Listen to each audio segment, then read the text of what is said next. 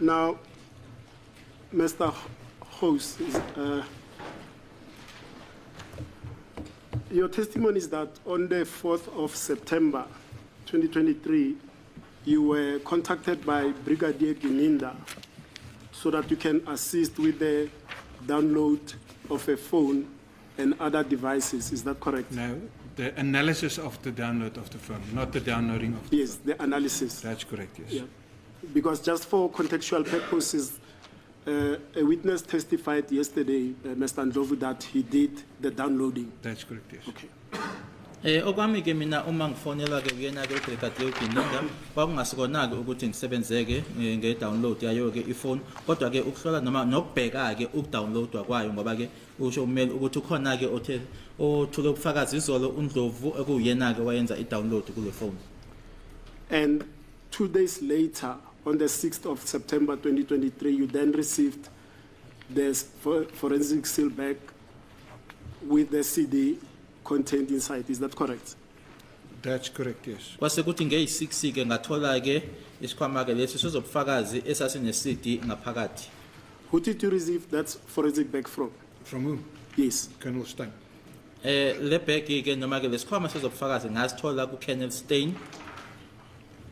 And just for clarification and also for context purposes, when Colonel Stein hands over this item to you, did he brief you about the analysis that he had performed in this matter on other aspects?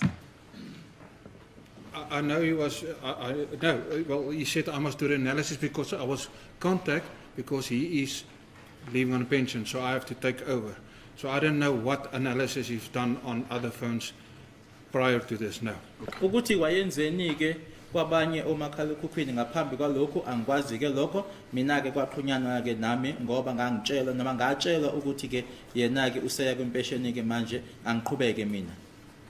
And further also for clarification purposes, when Brigadier Gininda requests you to do the analysis, did he brief you on the details of this case, Phosphorus 636 of 10/2014? No. Uma engicela ke uBrigadier Gininda ukuthi ngenze lo msebenzi akazange angitsheleke ngokwenziwe noma angitshele kabanzi ke ngaleli cala leli uPhosphorus 636 10/2014. Now let me refer you respectfully to paragraph 6 of your affidavit exhibit DD5.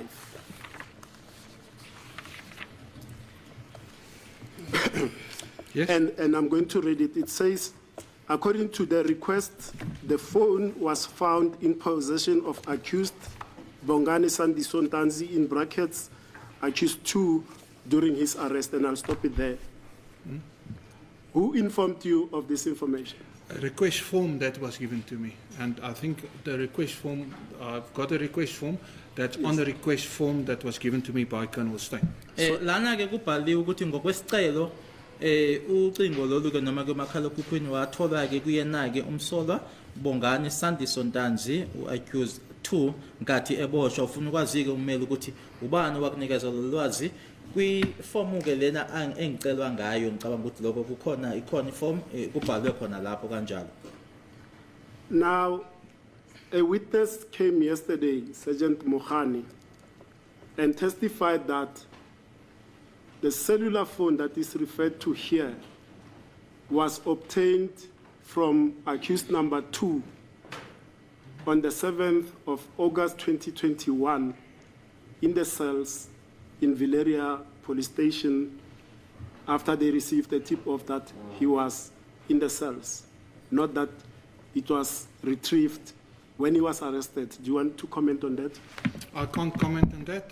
That's what I was given a request by Colonel Stein. Ukuthi ke uSergeant Mohani uzile la enkantolo wasethula ubufakazi obuthi ke ngeyi7 zika August 2021 kusele awayekusona ke ila abathola khona umakhalekhukhwini lona ukuthi wathola nkathi eboshwa angazi lutho ngalokho ilokho mina engakuthola kuyena kwisicelo sakhe uColonel Stein. Now, just to polish up on this point, and accused number 2 agrees with what is written in the request form that upon his arrest on the 16th of June 2020, 2 cellular phones were seized from him by the arresting officers, Sergeants Mabena and Mohani. And this J5 is the one that was retrieved on the 16th of June, not on the 7th of August 2021. So it agrees with you. Umangalelo wesibili ke uyavumelana ke nawe ngalokhu okubhaliwe noma othi kubhaliwe kwisicelo ke owasithola wena ukuthi ke inkathi ebanjwa ke noma ke eboshwa ngazo i16 zika June 2020 hayi nge7 zika August 2021 labo ababembopha uMabhena kanye noMukhane bathatha ke ama cellphone amabili kuyena. Now, still on that paragraph 6 pertaining to the mandate or the request that was made to you, your testimony is that you were requested to perform the following and to determine the following. That's correct. Whether accused 2 communicated via that mobile device with his co-accused in this matter. If there's any linkages, yes. Yebo ke kwisicelo leso ke kwakucela ukuthi angibheke ukuthi khona yini ukuxhumana khona ukuhlangana yini phakathi kwakhe umangalelo wesibili kanye nabanye abamangalelwa kuleli cala. And the second part of that was to determine as well if any photographs, contact numbers, SMS or WhatsApp text communication messages may be linked to accused and the other persons as well. That means the co-accused as well, correct? That's correct. Nokubheka ke ithombe ama number ama SMS ama WhatsApp message ukuthi ke khona yini kulokho okubahlanganisa okumhlanganisayo yena umsolo wesibili kanye nabanye. Now, in the light of that specific instructions to do those 2 specific things, did you narrow your analysis or your search to fit in within the parameters that you were requested to do? That's correct.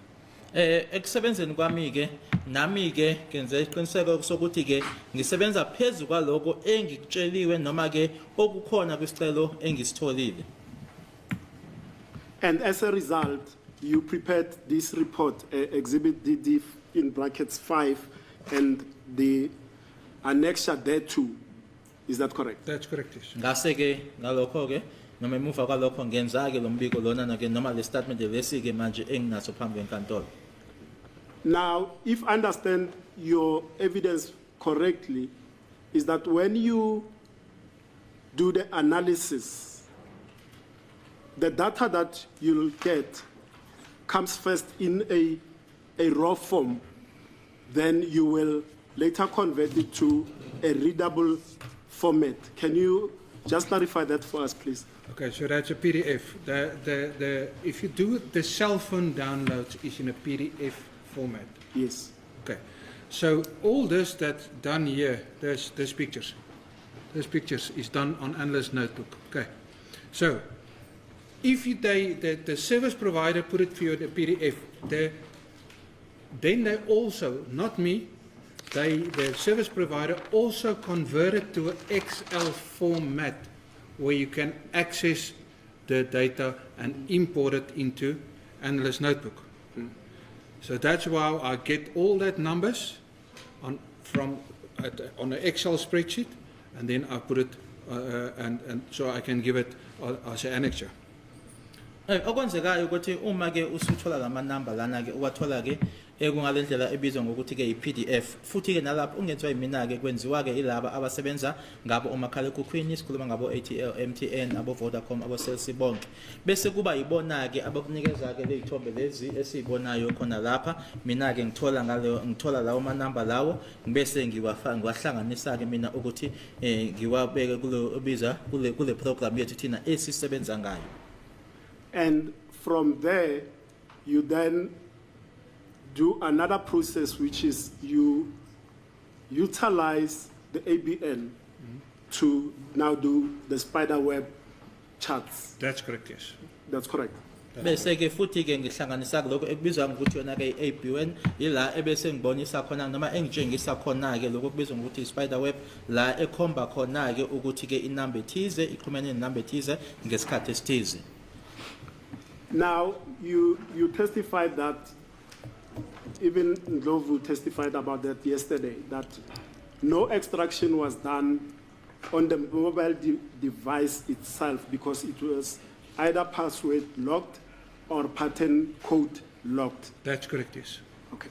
Ngishilo futhi ke nomeli uyasho ukuthi noNdlovu ushilo naye ke izolo ukuthi ke akukho okwenziwa kuyena ke umakhala ekhukhwini uqobo ngoba ke kwatholakala ukuthi ke une pattern noma amagama kunendlela ke thize ekufanele ivulwe ngayo.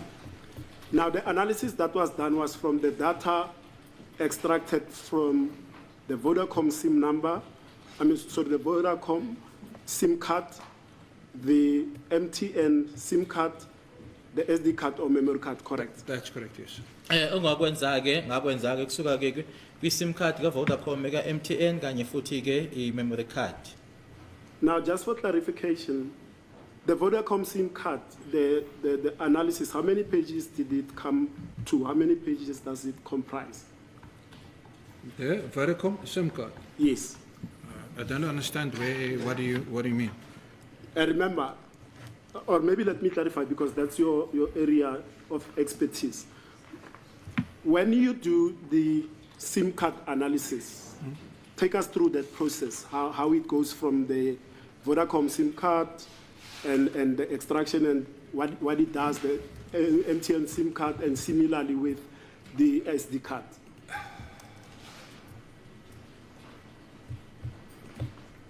So if I receive a phone, let me just get to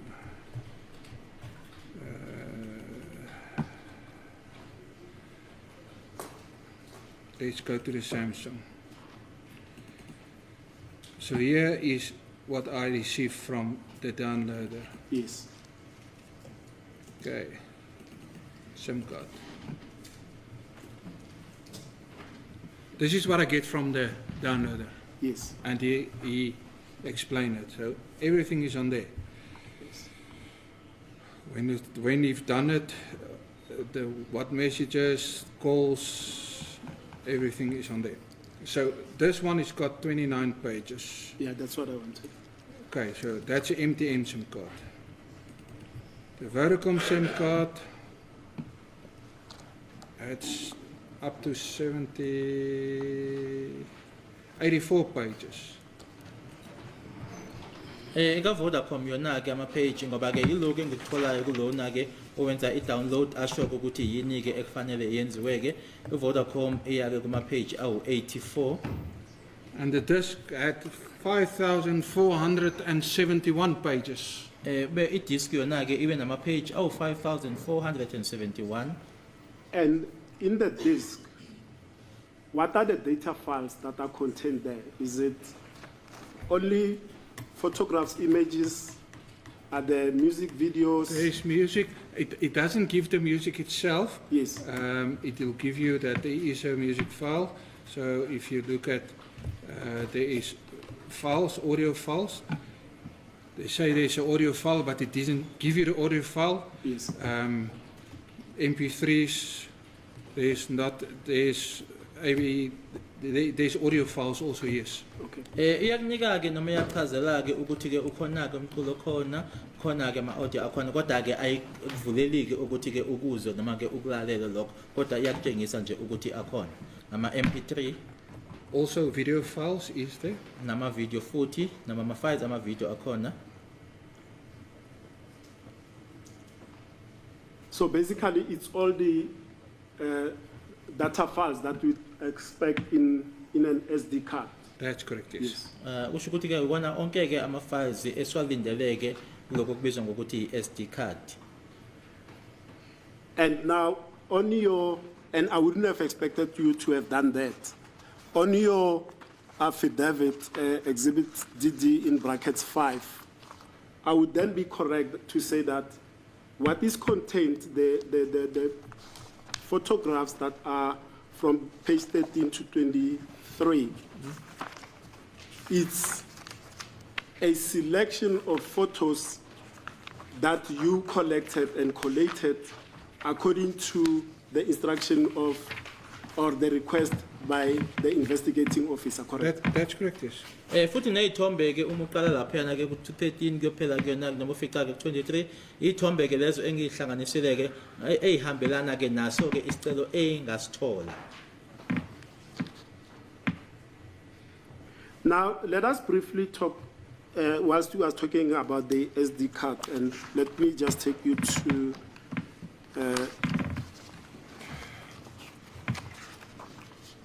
page 13, Yes. the extraction relating to the SD card.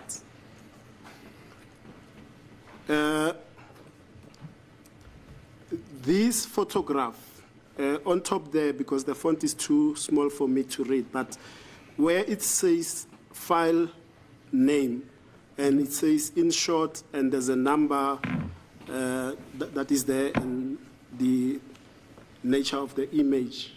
What is in short? InShot is a program that you use to, if you take a photo, you can edit, you can put two photos together, and then you save. It's a photographical app on your phone. Yes. U-InShot ke i-app eyithombe efonini yakho la ongakwazi ke ukuthi ngathatha ithombe ezimbili ke ube se uyayihlanganisa i-app ekhona efonini yakho eyithombe. So when it says file name, in short, and the numbers ending with the JPG, who used the in short? Will it be the device owner, or was that you? Me? Eh, No. This is the device owner. Okay. He saved InShot photo. Okay. So he took two photos like this, he put it together on the InShot app, he saved that photo, and as he saved it, the file name will come as InShot 2020 1120, and the 160835. That will be the time exactly when he saved that photo on Lana InShot app. lana ke umnikazi ke wemakhalekhukhwini ke ozokwenza lena ke la azothatha ke izithombe lezi ezimbili ke abe esiyayisave ke kuleya app leyana ke ebizwa u-InShot futhi ke iyanika la ilanga kanye futhi nesikhathi 16:05:35 yisona sikhathi ke leso akwenza ngako leso. Excuse me, my lord. Can Hello? I sit down? Yeah. I wanted to comment about it, but I thought you were very sweet as me. in fact, my note is going to 3:25. Is it? If the witness is tired, we can resume tomorrow. Are you available tomorrow, sir? I'm available, thank you, my lord. Okay. All right. Tomorrow then, Sizoqhubeka kusasa ke 10 o'clock.